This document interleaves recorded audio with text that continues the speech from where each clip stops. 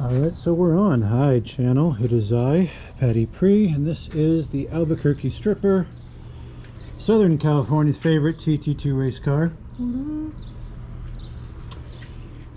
And especially Southern California's favorite race car that recently caught fire. Woo! So this is the aftermath video from Test and Tune session this past week.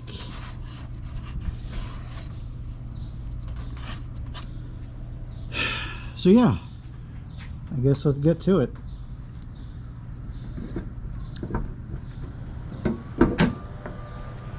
Apologies if I stumble. I'm doing this with one hand on the camera. I don't have a director or anything like that, so this is the best we're gonna get. So on the driver's side, lines look good over here. Electrical connectors are good. It didn't reach over here anyhow. Nothing's split, nothing's broken, so the brake system looks okay. Our 5, 6, 7, 8 cylinders look okay. They just look coated in the dry chemical, but looking at the connectors, looking at the electrical connector, and the wiring and the wrapping looks okay.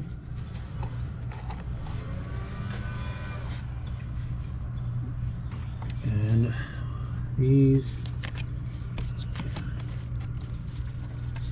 rails look okay.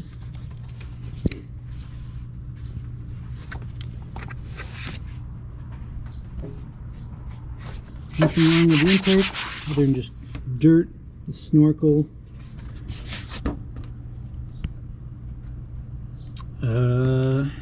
This stuff looks fine here too. Little dirty, little smoky, nothing broken though. Some of these connectors, the heat has changed. It's just a touch, shade or two.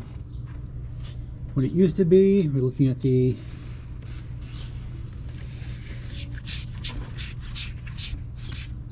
oil separator on the passenger head side. Looks fine,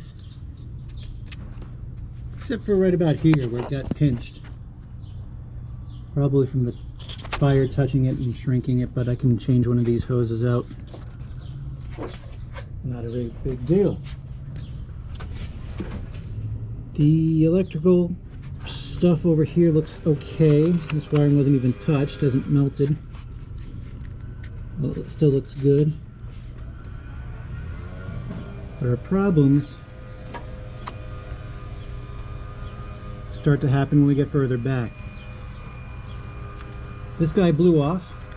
This one goes into the rail and was on here. I know so because that was part of it.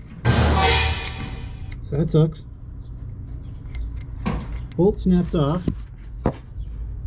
Used to be there. There's a stud in the bolt. That was kind of loose, but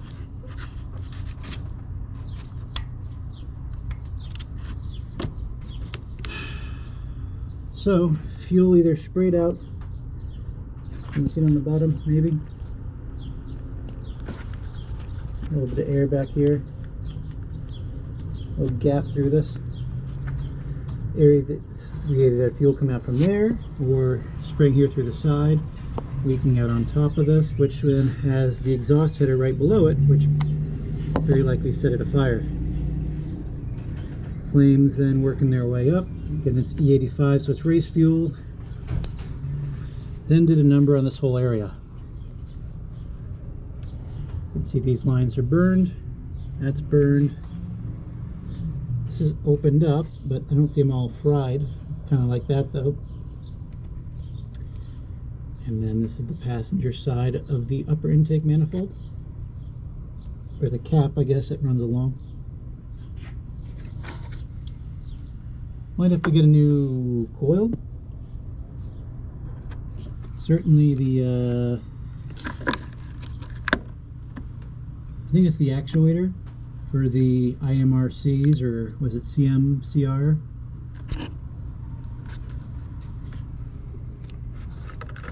And this right here is what's left of the upper heater hose. Right there blew off and burned me pretty good. That hurt because, you know, it's pretty hot water. It was a hot day. The AC was already removed, so that's why that's open. Nothing there. So, I'm gonna have to get a new harness.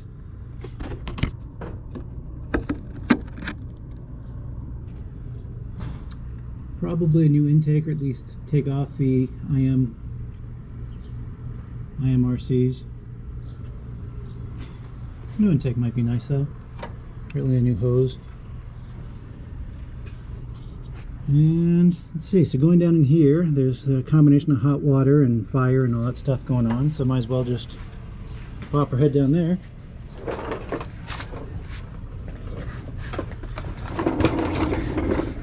To see that, we have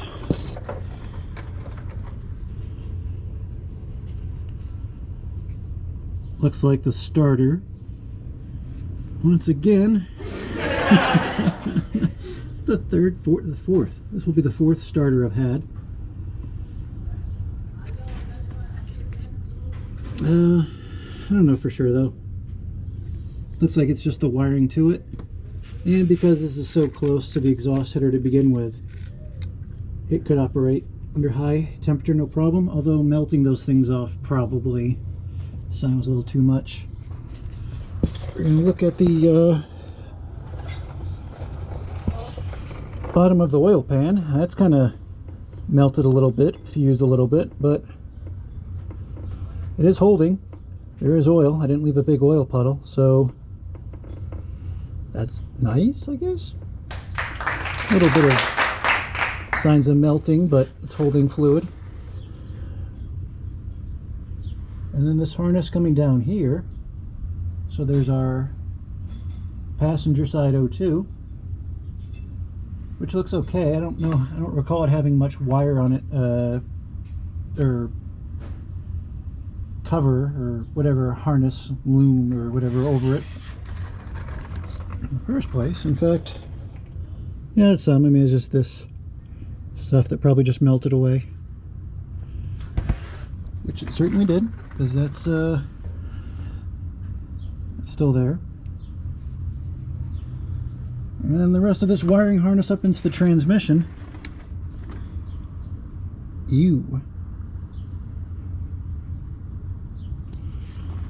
So that stinks. A couple new connectors, maybe some new solenoids or whatnot, but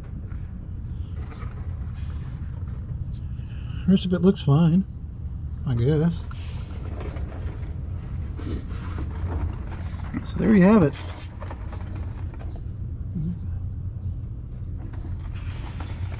That's what it looks like when you set a car on fire. I highly recommend you'd give it a shot. Set your car on fire. It's an awful lot of fun. It makes the day exciting. Gets you a couple likes on Instagram. Gets people to feel sorry for you. And keeps you busy for the next however long it's going to take to get back up and running.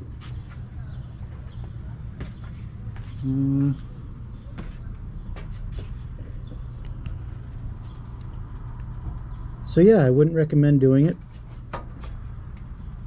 but if you do, do be sure to have something like this with you. Very easy to pull this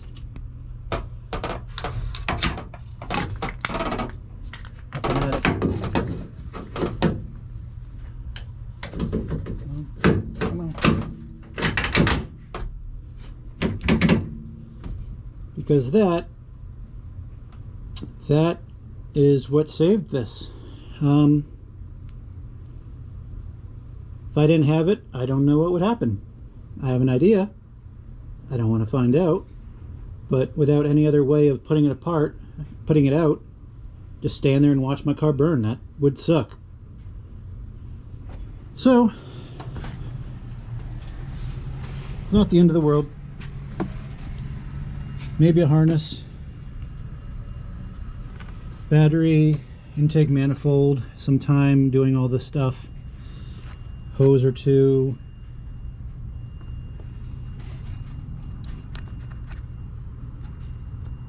Maybe a valve cover. Oh well.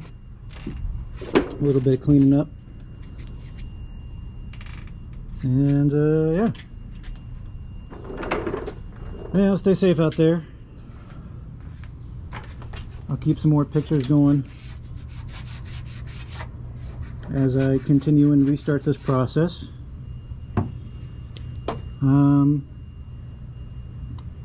But yeah, as I've done pretty much everything in this car myself, I'm going to try to keep that up. So if I can do it, you can do it. See you out there, sticky side down, shiny side up.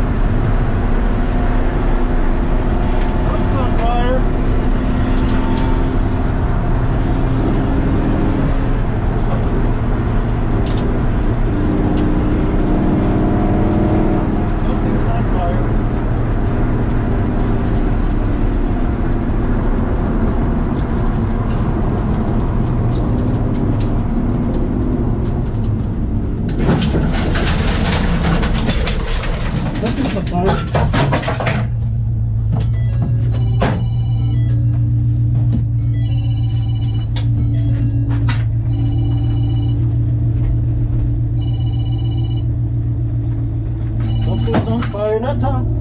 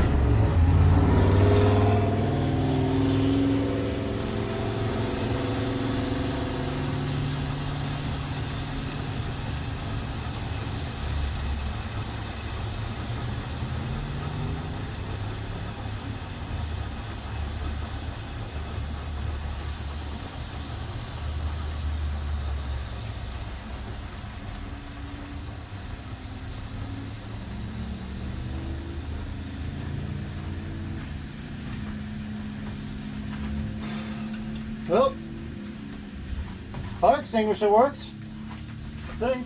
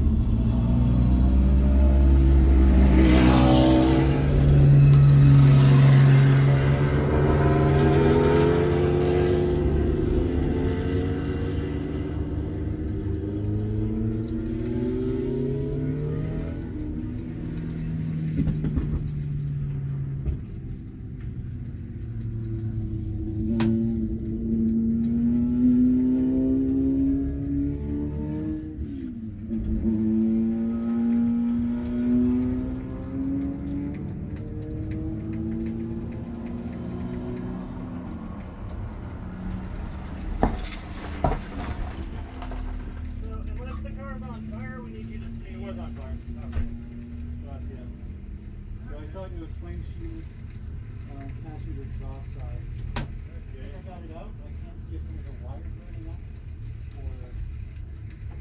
think it's out now.